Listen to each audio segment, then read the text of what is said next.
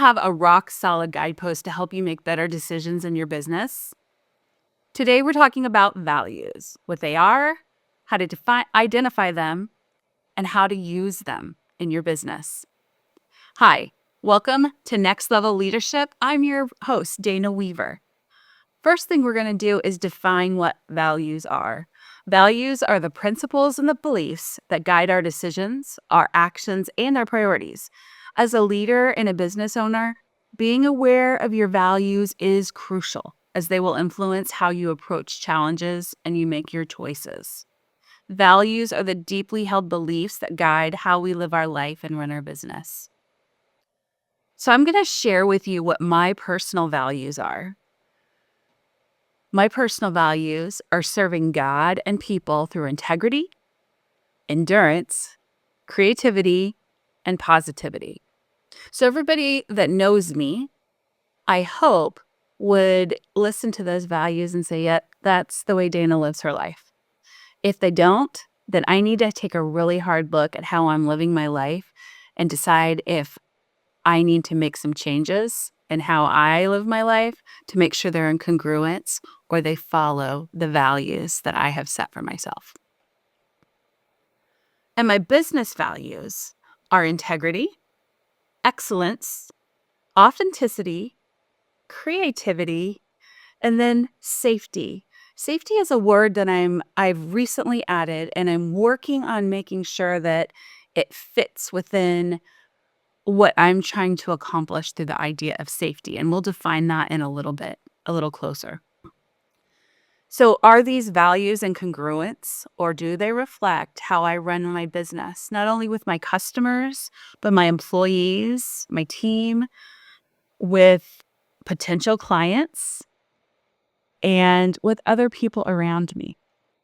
Do they fit within how I conduct my business? If you know what your values are, then I encourage you to write them down on a piece of paper while watching this. We'll pause for a moment, and you can hit pause on the screen so that you can write them down. Welcome back. After you've done that, take a good look at them. And then if you wouldn't mind writing them in the comments, I'd love to see what they are so I can interact with them as well. And you can see what other people's values are. Now, if you don't know what your values are, here's a couple of questions for you to consider to help you develop those values. So let's start with personal. I shared my personal values with you first. So what is most important to you in your life and your work? Write the answer to that on the piece of paper. What is most important to you in your life and your work? What principles guide how you treat others and make decisions? What principles guide how you treat others and you make decisions? Who do you admire and why? What values do they embody? That might be one to think about. Who do you admire? Why do you admire them? And what values do you see coming out of how they act? Now we're moving on to business. Your business values. Here are a couple of questions that you can answer to help you create your values for your business. So the first question is, what impact do you want your business to have on your customers, on the community, and your industry or your field? What problem are you solving? This would be the second question. What problem are you solving? And how does that align with those that you care about or what you care about in your business? So what problem are you solving and how does it align with what you care about in your business? And number 3, how do you want people to feel when they interact with your business? Have you ever thought of that before? That's a really important question. How do you want people to feel? That goes back to the word that I was talking about earlier, safety. I want anyone to feel comfortable and know that they are in a safe place when they're working with me, that I won't share their information, that no matter who they are, what they've done, how they identify, any of those things, I want them to feel safe in my presence and always feel safe in my business presence. Okay, now you've written all of those down, hopefully, and I want you to look back through all your answers. We're going to start defining what your values are. Start with your personal values and do this, and then do it with your business values. So, as you're looking back through all of your personal values, for example, identify common words that arise out of your answers. So, look through and just identify words that repeat in each one of your answers. A really easy way for you to do this is to throw them in Chat GPT, because that is my favorite brainstorming tool. Throw them in Chat GPT and ask it if it can identify common words or common phrases or common um, innuendos, I guess, that come up in each one of those values, and have it list out the words. And then you'll have those words. Next, you want to do the same with your business. You want to identify the common words that you see in your answers from the questions that I asked. And again, throw them into ChatGPT if you want. I think it's fun to see what it says about us. And then you want to pick the top 3 to 5 words that resonate with you the most in each category. Now, this is easier said than done. As you're looking through all those words, I don't know how many words you have down on your paper or ChatGPT, but let's pretend like you have 20 words that have consistently come through all your answers. Breaking them down is really difficult to come up with your top 3 to 5. It takes a little time. My suggestion to you is, let's say you have 20 words, break it down to 10. So go through and circle the 10 words that connect with you the most. And once you've done that, look at them again, and you're going to reduce that number. You're going to try to take it down to 5 words. This is where it starts to get really hard. And if you feel very strongly that you only want to have 3 or just a couple of values that guide you, break it down again to those 2 to 3. That is very, very hard. I tend to keep mine around 5 because it's easy to remember. You can always rattle them off. I have a friend who sat down and decided to put his values together and write them off. And so he came up with a phrase, and it's similar to what you heard me say a few minutes ago. So my personal values are: I want to serve God and people through integrity, endurance, creativity, and positivity. So if you can turn it into a little saying, it helps a lot. You can also do this with your business. It's not as important, but knowing what your personal values are, you got to be able to repeat those as often as you can. You should be able to do that with your business values as well. Okay. Now that you've gone through the hard part and figured out what your guiding values are, and I'm hoping that this has taken you a little bit of time, because this is not something that you do really quick. I highly encourage you to come back and go through this process again to make sure that you have the words the way you want them and that feel very aligned with you. Now you want to start using them. So as I said before, values are our guiding principles. They're the litmus test, if you will, of how decisions should be made. And the biggest issue that I see with business owners, they miss utilizing their values and applying them with their team. That's the biggest issues I see. They have a list of values. Maybe they put them up on the wall, but they don't know how to help their team put them into practice. They don't know how to apply them.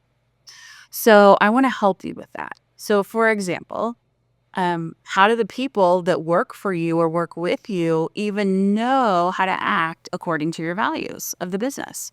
How do you describe it to them? Have you ever thought about that? So you want to make values actionable by defining the clear behaviors that come from those values. So for example, my value of integrity needs to have a behavior or action assigned to it. It could be always deliver on promises and admit mistakes transparently. Or the safety one that we've been talking about, the actions should foster an environment where everyone feels safe and included and valued, regardless of what their background is or their identity. It could also, an action could also be that you want to make sure you're allowing space for vulnerability by creating a judgment-free zone for sharing ideas and concerns. I want that with my team. I want that with my group coaching. I want that with people who I do workshops for, and also when I do public speaking. All right, now that you have identified what the actionable items are, you're going to want to take time to do this. Then you want to guide your decision making. You want it to use it to guide. I can't talk. You want to use it to guide your decision making. You want to filter every single decision through your values. How does it align with your values? This decision that I'm making, how does it align with your values?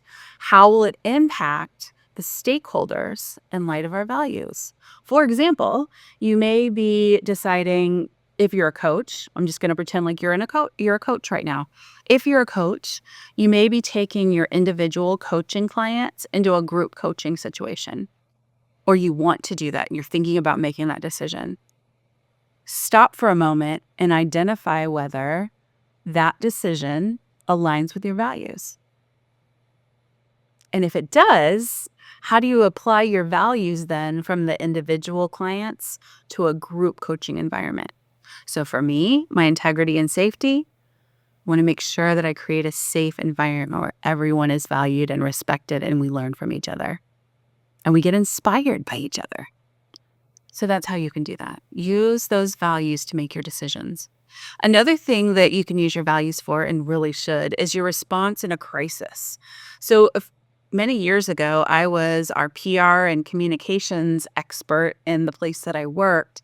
And the industry that I worked in often had crisis or a public relations crisis. I worked in aging, and sometimes we had to deal with some of those things. So I wanted to make sure that I was aligning anything I said as the spokesperson with the values of our organization. A response in a crisis is another way that you want to use your values. So, for example, during a PR crisis, a company valuing transparency, that would be their value, transparency, might issue a clear, honest statement rather than deflecting responsibility for whatever the issue is.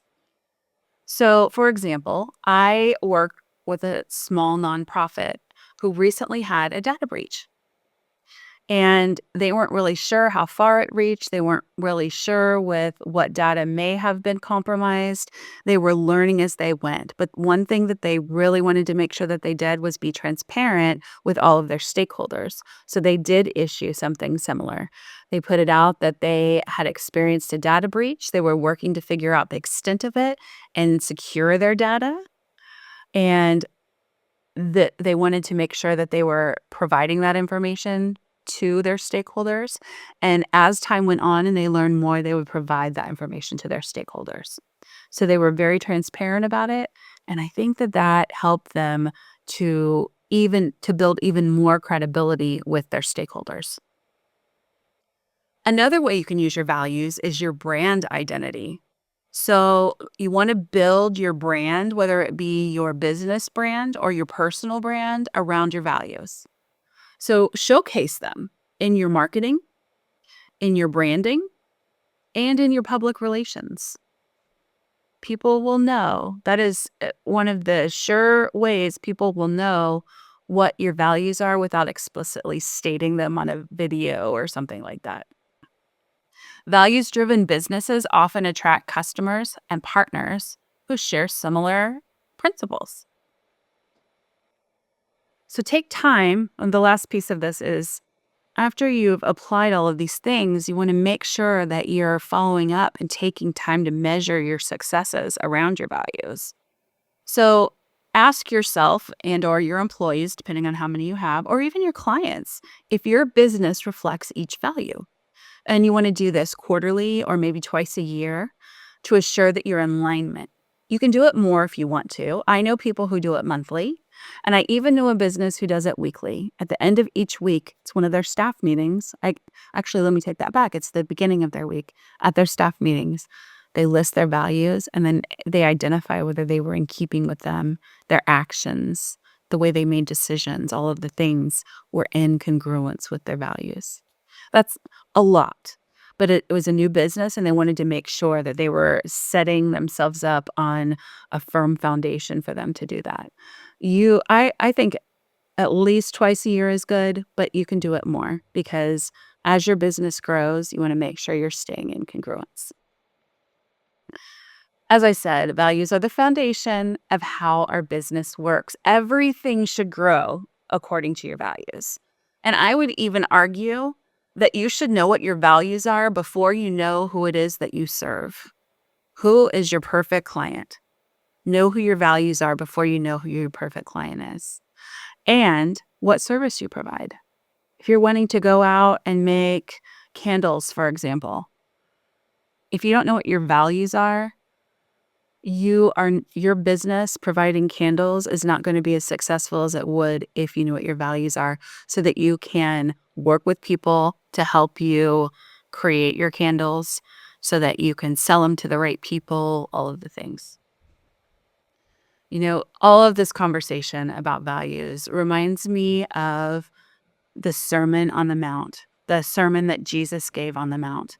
It comes from Matthew chapter 7, verses 24 through 27-ish. And what he said, and I'm going to read it so that I don't screw it up, is, "Therefore, everyone who hears these words of mine and puts them into practice is like a wise man who built his house on the rock. The rain came down and the streams rose, and the winds blew and beat against the house. Yet it did not fall, because it had its foundation on a rock. But everyone who hears these words of mine and does not put them into practice is like a foolish man who built his house on sand. The rain came down, the streams arose, and the winds blew and beat against the house, and it fell with a great crash." Your values are that rock. It's the firm foundation on which you build your entire business. It will withstand the storms that may come your way. And in today's world, storms come all the time, figuratively and literally. That was easy for me to say. But when you build your business on the firm foundation of your values, it will stand against those storms, and it will shine majestically when the weather is good. So, identify your values, apply your values, succeed with your values. I recommend that once you figure out what they are and you've gone through the process that we talked about, put them on a piece of paper. Write them down or type them up and make them pretty, whatever inspires you and whatever type of business you have. If you're a solopreneur or if you actually do have a team, put them where everyone can see them every day.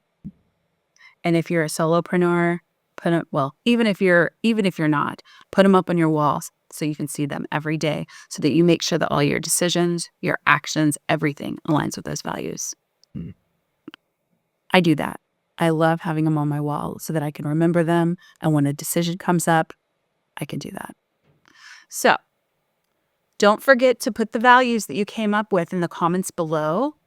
And I will see you next time on Next Level Leadership with Dana Weaver. Wait, don't forget to like. This is my PS for the day. Don't forget to like and subscribe to this channel to help me make even better content for you in the future. Because as I come to you individually and doing interviews, I want to make it as valuable as possible for you. Thank you so much for watching. Until next time.